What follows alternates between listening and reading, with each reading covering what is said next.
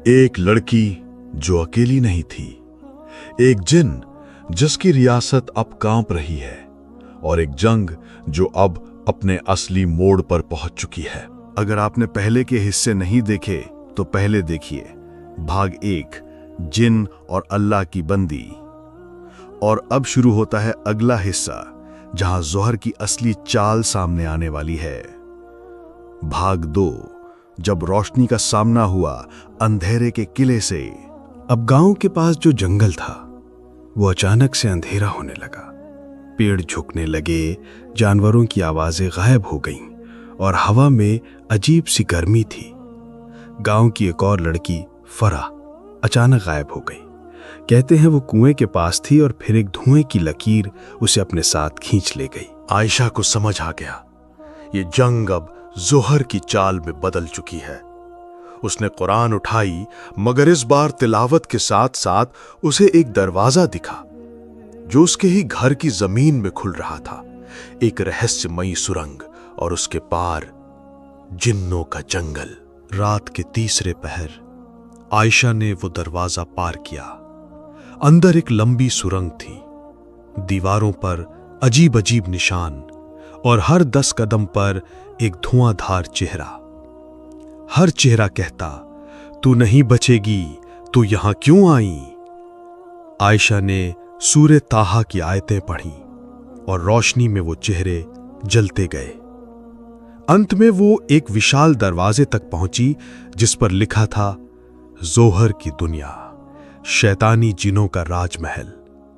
अब आयशा को अंदर जाना था। वहां एक औरत उसका इंतजार कर। दरवाजा चरमरा कर खुला और आयशा एक काले हॉल में दाखिल हुई। सामने एक ऊंचा सिंहासन और उस पर बैठी थी जोहर, जिन्नों की मलिका।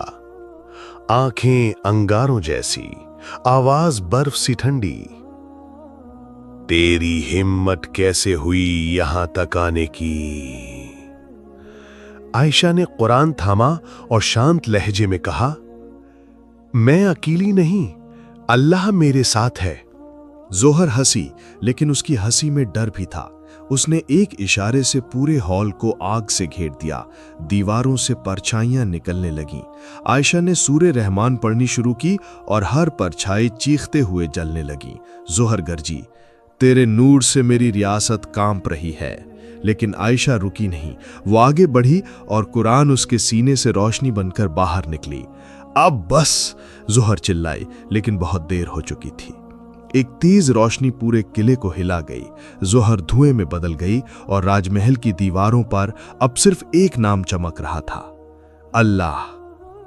जोहर की हार के बाद किले में एक और दरवाजा खुला, बहुत पुराना, बहुत रहस्यमयी।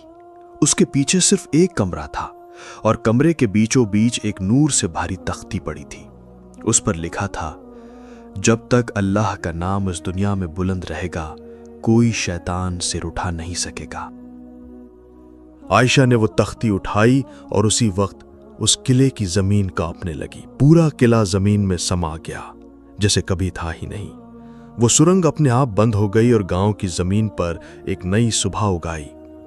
गांव वाले आज भी कहते हैं कि जिस रोज गांव में डर फैलता है, हवाओं में आयशा की तिलावत फिर सुनाई देती है। इस कहानी का अंत एक शुरुआत है। जब भी साया लौटे, कोई ना कोई अल्लाह की बंदी उसे रोकने जरूर आएगी। सब्सक्राइब जरूर कर लेना। अगली दफा जब नूर और साया फिर भिड़ेंगे तो तुम्हें वहीं से जुड़ना होगा जहां आयशा छोड़कर गई थी।